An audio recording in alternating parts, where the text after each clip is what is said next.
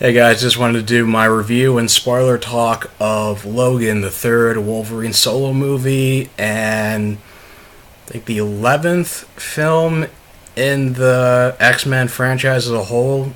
And I was going to first off by saying this is one of the best comic book films, actually, even just not just a comic book film, one of the best comic book, one of the best films I've ever seen. More well acted, dramatic. It's very dour, but it makes you. But it works for the movie. And Ryan Reynolds said that this when he first got a look at this movie, he said it was complete. It was like Oscar worthy, and it's complete. And I agree with him 100%. I mean, this is Hugh Jackman's best performance as Wolverine. This is Patrick Stewart's best performance as Professor X. He added like a whole. The fact that he played a wearied, like demented old man, you know, it has brought like completely different layers to Charles Xavier than just being the typical father figure. He's broken. He's almost like lost hope. Like they're both kind of like.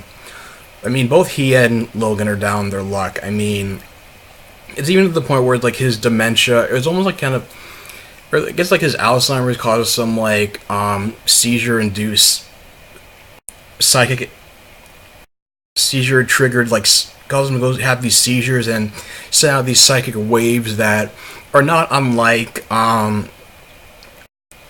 what happened in X2 X-Men United, where it kind of like causes mental paralysis and might even like psionically like kill people, like just causes their minds or brains to implode or something. But now the problem is like not his illness has caused his powers to become unstable and that dangerous that now that kind of thing happens to anybody in close proximity. And one of these incidents actually based on a radio announcement, actually killed close to 600 people, including, and it says like 7 of the X-Men. So presumably that could have been like everybody almost everyone. That could have included people at the Xavier Institute, including his students and most of the X-Men. And Charles and Logan are like the last of them, and Logan's taking care of him in spite of being told how dangerous he is, with the help of Caliban, who had a brief cameo, I guess, as like an information broker, or at least you like give out like passports or fake IDs in Berlin in X-Men Apocalypse to people, when Mystique was trying to like get rescue mutants and kind of smuggle them to the United States. Now he's just kind of wearied, and I didn't know like his powers included he had this like almost like Achilles heels to the sun that it would like burn his skin, because every time he walks out into the sun he has to wear like scarves and goggles and a hat just to like. And how he was originally being used by Transigen I think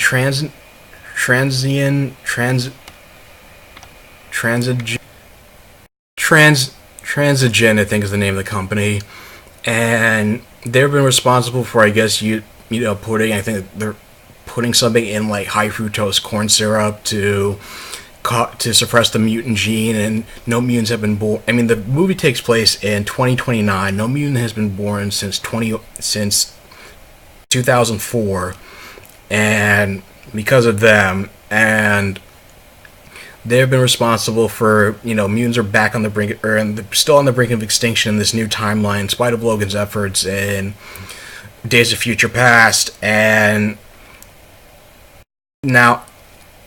so now he's just working as a chauffeur, trying to hustle for money and buy prescription drugs on black market prescription drugs to kind of keep Professor X docile and being a danger to himself and others, and living on the Mexican border with Caliban and Professor X. And it's implied that the adamantium in his body is slowly poisoning him and impeding his healing factor, but he still sees scars all over his body, and he has wounds that are still infected. And even during a fight where somebody tries to like steal the wheels off limousine, like one of his claws gets jammed and only comes out of his fist like halfway. So, but this is like full of plenty of gore. I mean, this is like the Wolverine movie you wanted. If you hated the fact that, you know, Wolverine would like cut people up and then it's like his claws were just still clean and there's no blood, hardly any blood showed. This more than makes up for it. There are people like there's like blood flying, like people's faces getting sliced off, like people getting impaled with the claws from both Logan and Laura, who's X-23, and or at least in this movie X-23-23. And it's just incredible. And it's just, I mean, it's still like, I mean, this relies very little on CGI. And even like the CGI they put for, I guess the stuntmen during the driving sequences when they're trying to drive away from their compound, when they're being ganged up on by a transigen led by the Reavers. And I guess like the leader of the mercenaries are named Pierce. They're not like cyborgs like in the comic books. They just have cybernetic enhancements, presumably from working with all these X-23 kids, and where they try to use their powers to, you know, destroy their organic limbs and try to fight their way out of the facility.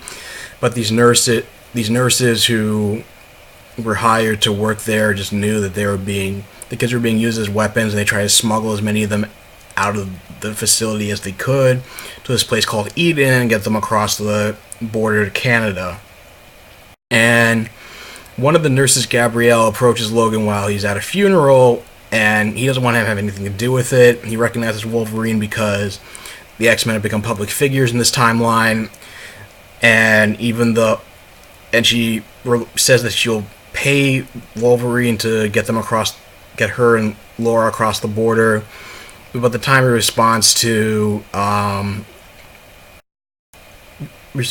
a phone call she gets, she's already been murdered by them, and Laura's escaped and snuck her way in, you know, into Logan's limousine, and that's how they track them down. But they're able to escape, and eventually they find this family who gets like driven off the side of the road, and they spend the night and have dinner with them.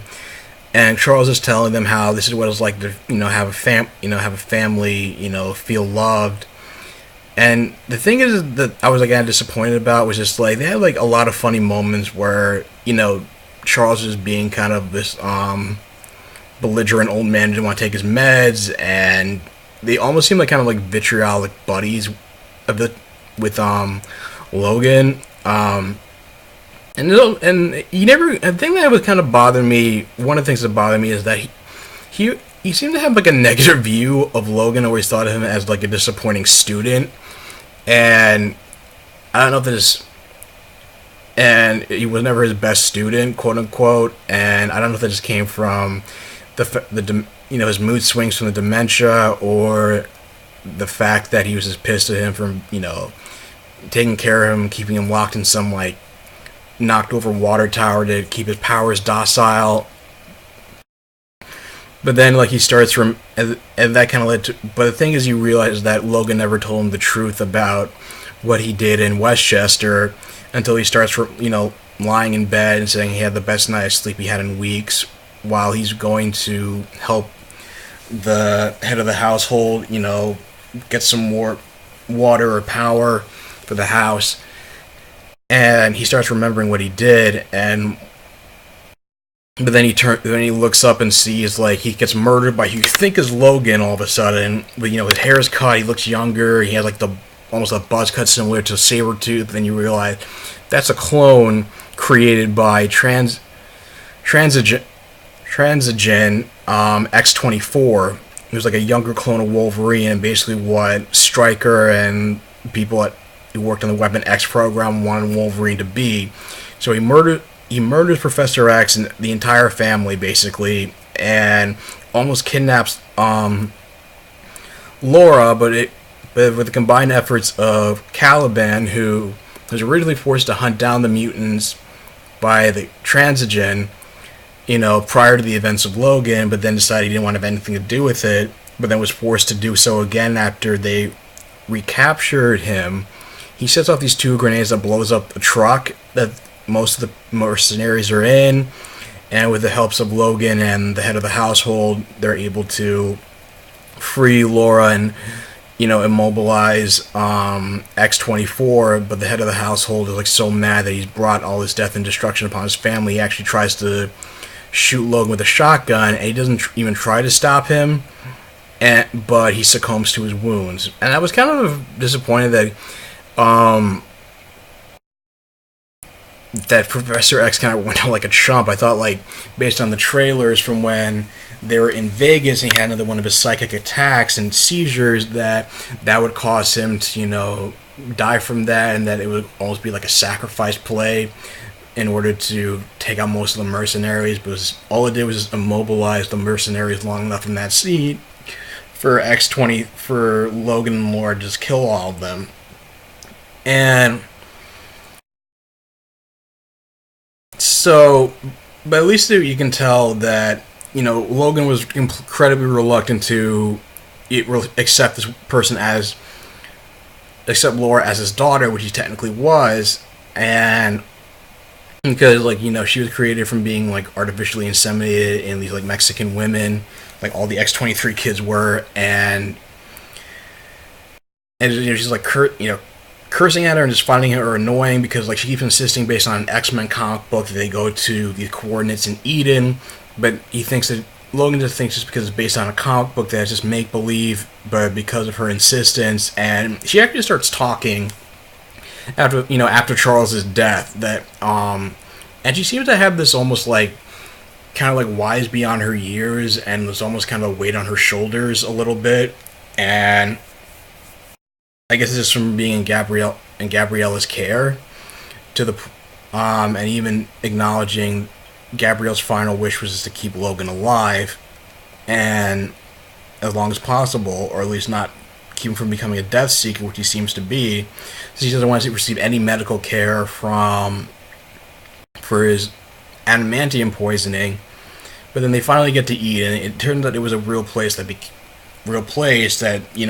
X-23 escapees set up as a sanctuary until they waited for enough kids from the Transigen facility to get there, and then it was in North Dakota until make their way to the border. But Logan says, you know what, take the other half of the money that Gabrielle gave me. You need more than I do. I'm just going to go my way. You guys go yours.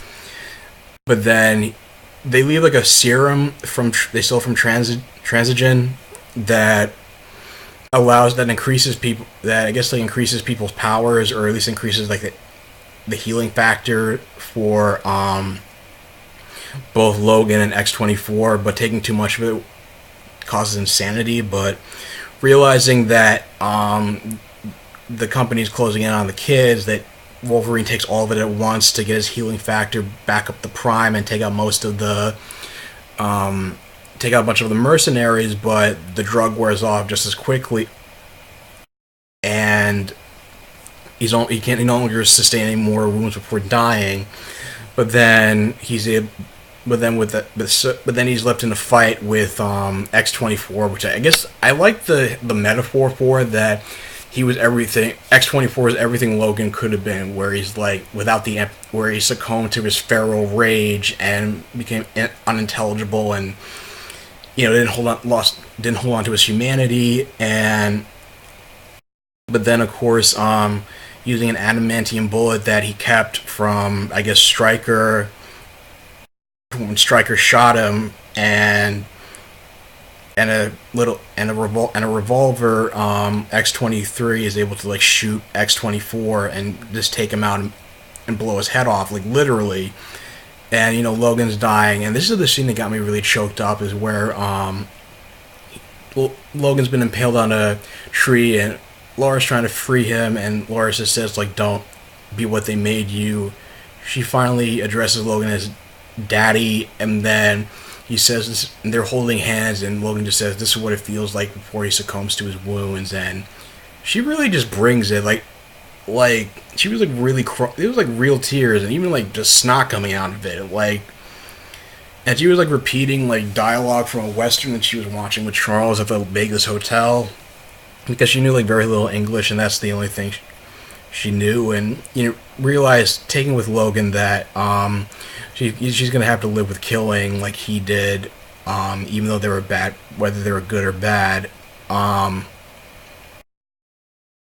and she's like one of the best kid actors I've ever seen. This is probably one of the best portrayals of Logan I've seen, and all of his rage and just kind of this broken old man, just ready to just kind of give up on the world, and just I don't know. It was just like his best. It was just like the most range I've seen from Logan, from Hugh Jackman, Patrick Stewart, and Daphne Keane, who plays Laura. Like, they should all get Oscar nominations. This film should get like an Oscar for Best Picture. It would be criminal if this Academy like turns their nose up to this just because it was loosely based on a comic book property. But it was just like, and I guess my other gripes about it were like the Easter eggs with I guess the katana that Logan was using from the Wolverine, and apparently he still has dog tags from instead of from where,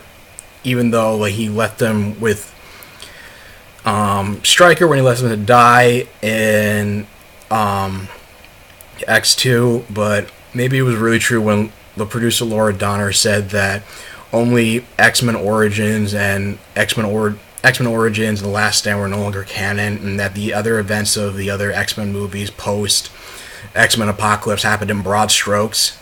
So he probably still kept the dog tags, still kept the adamantium bullets, still went to Japan for one reason or another. And they did have another villain named Xander Rice, who was actually one of the doctors of Transigen and worked on the Weapon X program, or was the son of a man who worked on the Weapon X program that Logan killed, and that's why he tortured Laura, knowing that he was Logan's daughter out of spite.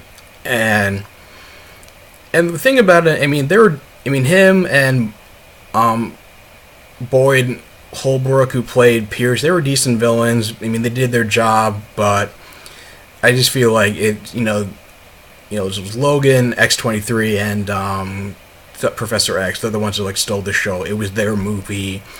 They were the crux of it, and I just had a good time. I want to go see this movie again for sure. So what do you guys think of Logan? Did you like the ending? Did you like about? Do you think it was too dour? Let me know your thoughts in the comments down below. If you like this video, like, share, and subscribe, and I'll talk to you guys soon. Take care.